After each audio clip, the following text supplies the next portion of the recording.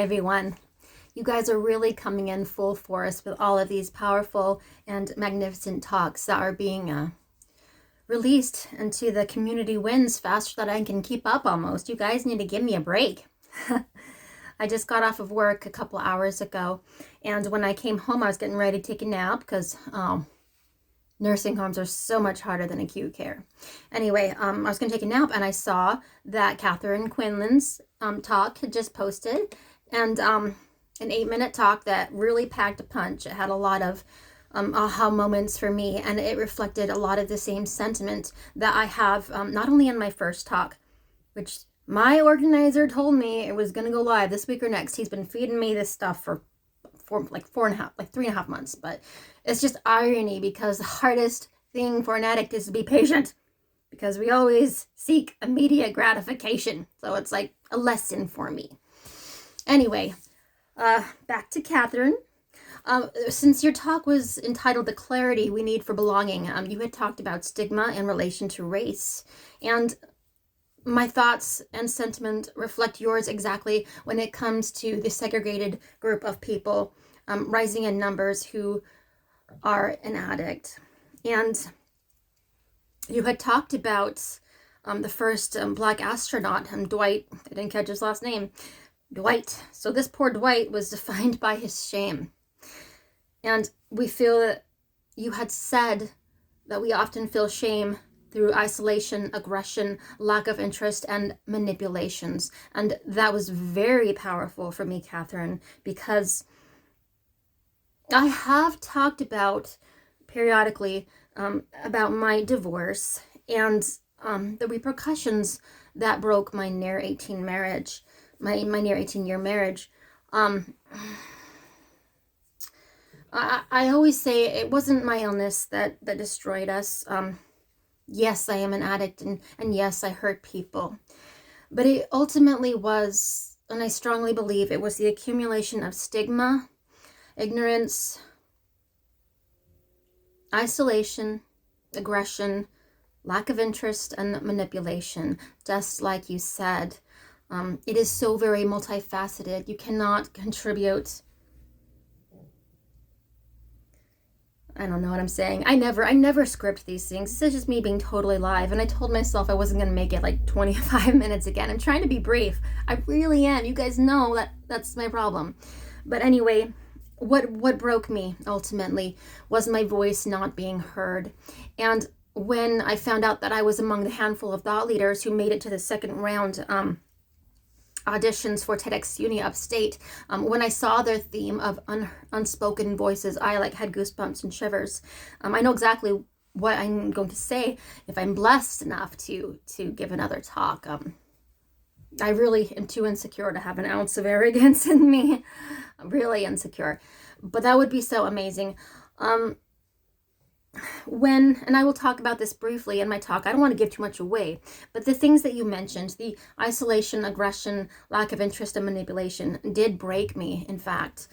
And when our lives are shamed, Black Lives Matter, a very powerful social movement. When they are shamed, we distance ourselves from our accomplishments, just like this astronaut, Dwight, and so many other prominent African Americans throughout history who have contributed to literature, science, socialism, humanitarianism, and pretty much everything. There is no fundamental difference. And the fact that racism is still an issue in this world really upsets me. And I have an example for that, as I'm sure the most prominent example in the media and in the society today was Prince Harry is releasing his autobiography called Spare. And anyone who watches, British, I mean, I don't really a lot, but they kind of push it in your face.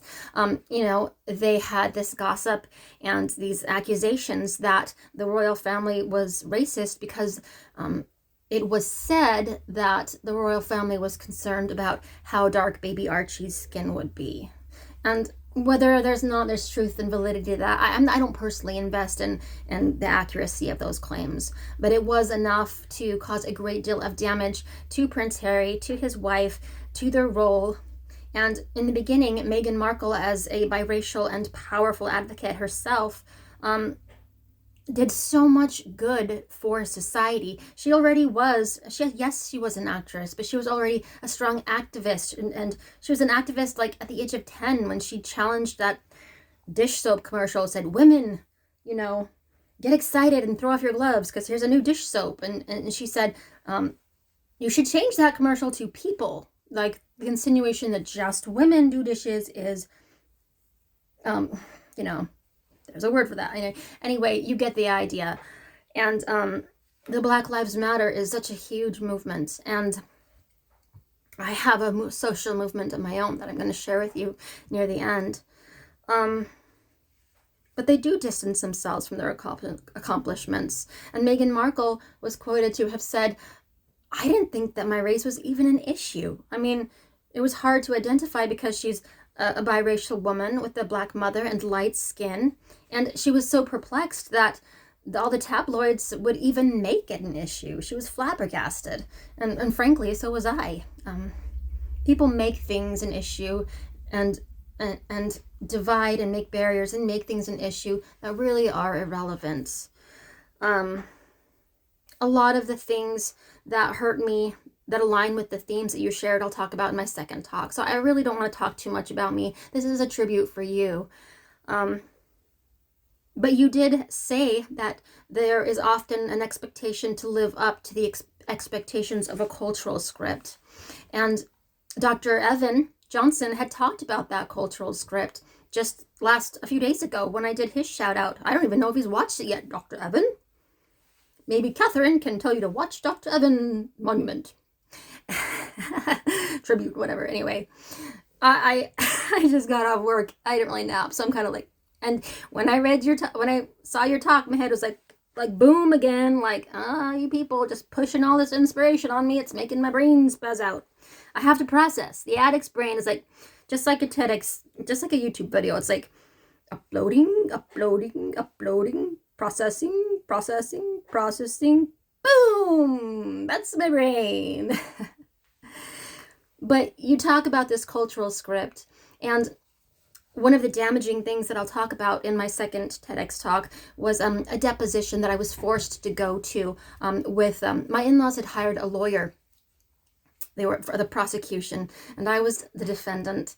In the complexity of my life story, I won't go into detail.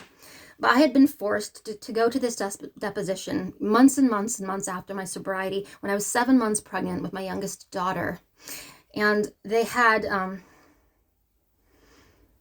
said that I couldn't ask questions. They cut me off. They asked me to provide clarity to certain things and then shut me down. I never had closure on that, and I was angered because my former in-laws and this lawyer all belonged to my same belief and my same faith and my same belief system. We all shared the same morals. And I never had closure on that because of the way that they treated me. Ironically enough, just a couple of weeks ago, I had received a text from my former sweetheart saying that this lawyer, who I've never sought closure from, even though I wanted to, was recently dismantled from the bar for what they call moral turpitude, a legal term I'd never heard of. He had been conducting unethical and immoral conduct. And when I read the allegations that he was guilty of, and to which he freely admitted, they were indicative of the very same tactics that they used to silence my voice back in 2018, which was a real stunner for me. I have to process that, but it did give me a small degree of closure. And that's just an example of these cultural scripts, because I was an addict. And despite my sobriety, despite the fact that I was pregnant, they assumed the stance of guilty until proven innocent. And that is a very prominent comparison to Black Lives Matter. Shootings and gang-related violence and everything. It's always the Black person who starts it. It's always the Black person who initiates it, because there's more druggies who are Black. There's more violence for people who are Black. And the stigma that surrounds race that is still existent in this day really makes me mad. It really, really does. Like, I don't understand it. But that cultural script is so ingrained. And And here's just another small example of that cultural script. I mentioned in my first talk that I had a family relative who had shamed me. It was really hard to believe that it was inadvertent because she had said that I had stained the family's good name. She said I should be grateful that my in-laws haven't given up on me entirely years ago, and that I've dragged our family's name through the muck over and over and over again. And how much shame I brought to this family. And I was so traumatized and hurt and shamed. But several months earlier, when I worked my butt off to get into a home by myself, to get my children back, and to accomplish all these things by myself with my strength and my tenacity. And Brad said tenacity. I love that word. Thank you, Brad. She had texted me and she said, I am so proud of you, Jenny. There is no one else who could have done it but you. Thank you for, you've saved your children and family. And not only that, you've saved your in-laws as well. She said, a mother's love truly brings about miracles. And I was so moved. And ironically enough, this family member lives out of state. She doesn't live near me. On several levels, she doesn't even really know who I am on a personal level. I mean, everyone in the family knows that Jenny's an addict, and I've caused all this trouble. But the family rallied around me and showed support with monetary funds and support in several ways, and I was grateful for it. But the reality is, when they felt threatened, and my first talk is about accountability, and your talk is about accountability of the stigma, for clarity. I never got clarity. There's clarity and then there's closure. And I never got either. But I still believe, and what fuels my passion, Catherine, is because we both know that you can't sustain passionate activism on hate and anger. You simply can't. And the reason I still suffer from bouts of anger and bitterness is because I am not whole. I've never had that clarity from my family. I've never had that closure, and realizing that I might never get it is a hard thing for me to swallow because it still makes me terribly insecure. And the fact that you were educating your son to be proud and to embrace his heritage, that's what I'm trying to do. I'm trying to get people to embrace, yes, they have addictions. Yes, they have physiological degradation, but they don't need to be defined by them. I've been frustrated that people haven't been clicking on my narratives are long-winded. You and I both know through our training that no one's going to click on a 25-minute video or an hour, and editing has been my struggle. But trying to spread my message outside of Thought Leader and in, you can't capture people's attention unless they are truly interested. And you and I both know that. People like to live in their bubble. And it's so flabbergasting to me that these Gen Zs can make TikTok videos and Instagram and get like millions of likes on nonsense and frivolity. And I also thought it was poignant that you had said that there were ripple effects to shame. And that is so true. My heart just, was so powerful. And you have been on my list of life-sustaining kindness, Catherine, more than once. You're a repeat offender of kindness, Catherine. Let someone else take a turn. And another word for a ripple is an echo. And I want to share my echo effects of stigma. And TEDxUni's theme is unspoken voices. I'm cautiously optimistic. I'm really too self-deprecating to be arrogant, like, oh, I'm going to land that talk. But just unspoken voices, it sums up my advocacy in a nutshell. And as a special treat, I'm going to give you an example of a contextual example of unspoken voices in a few minutes. A TEDx Talk 2 teaser. I still need to think of a title, like a play on words with unspoken and voices, so I thought of echo. But if you can work on your shame experiences, you can be much happier to embrace your flaws, which is what Tahani said. And they said that children shame others when they experience and feel shame. That's what you said. And that struck me too. And I have contextual examples of that in my own personal life. And I'm not going to tell you because that's actually like in the climax of my talk that should be going live. So I'm not going to tell you, but if you look back on this and then see it, you'll know exactly what I mean. Children learn by example. They learn by your actions and not by your words. If they are contradictory, there will be confusion. And we all know that fundamentally. But that being said, we are all human, and I try really hard not to shame myself. Punishing myself and shaming myself are two different things, because when I succumb to my illness and take like 6 tablets of Benadryl, like I did after work today, just 6, it's 6 tabs of Benadryl. Not lethal or devastating or mind altering, but it was just, you know, I did it. And I'm holding myself accountable to you, Catherine. I did that. But I'm not going to shame myself because of it. But it doesn't mean I'm not instinctually punishing myself a little bit right now. And that's why I hopped in front of the camera to dedicate your talk, because I was starting to punish myself. And I said, I want to do something good. Bring some purpose to this guilt that I'm feeling. And you said, until we have clarity, I'm looking at some notes, that we will have this, okay, so when we are returning to our same place, the same emotional place, we'll always wonder how we got there.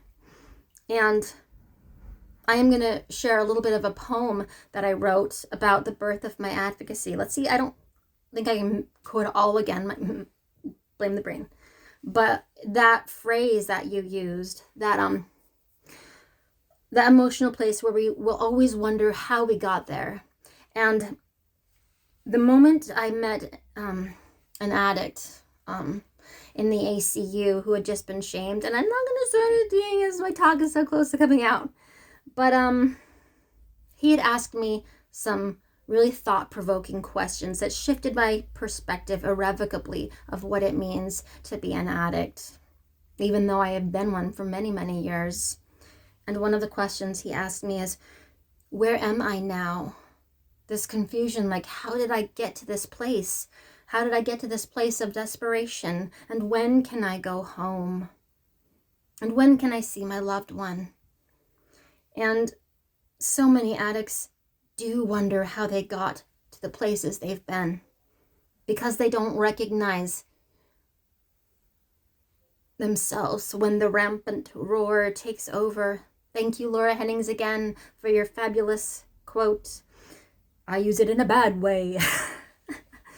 But they don't. And I've said that several times as well. When I hit my rock bottom, and I've hit 1 or 2 rock bottoms, maybe more, I do ask myself, how did I get to this place? How did it get this bad? I don't remember how it got this bad. And it's very confusing and conflicting for the person who suffers just as much as it is for the family members who feel like giving up on them. And it's like when you're piling on shame when you've already been experiencing. And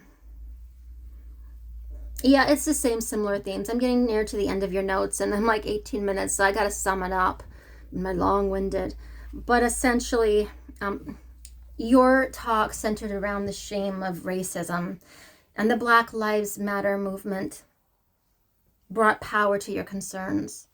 I am in the process of trying to start my own social movement, a New Year's resolution of mine. Start a social movement. Boom! It's called #AreYouDrowning. And I made a dedicatory video about my social movement. So I won't tell you now because I'm rambling already, but maybe I'll send you the link if you express interest. I'll be happy to send you the link about my big plans for my social movement. Are you drowning? And it is prevalent because I've been looking for people to share my message with, and I thought that I had been unsuccessful. But in the last 2 weeks, when my eyes have been opened in times of clarity, I have seen today, our new housekeeper at work is a 20-year-old woman who is pregnant. I was 20 when I was pregnant, who told me that she'd been sober from pills for 4 months. She was into pills, and she admitted to me that she used to sell them at the local high school where I filmed my talk, actually. And drug use is prevalent in my small rural community.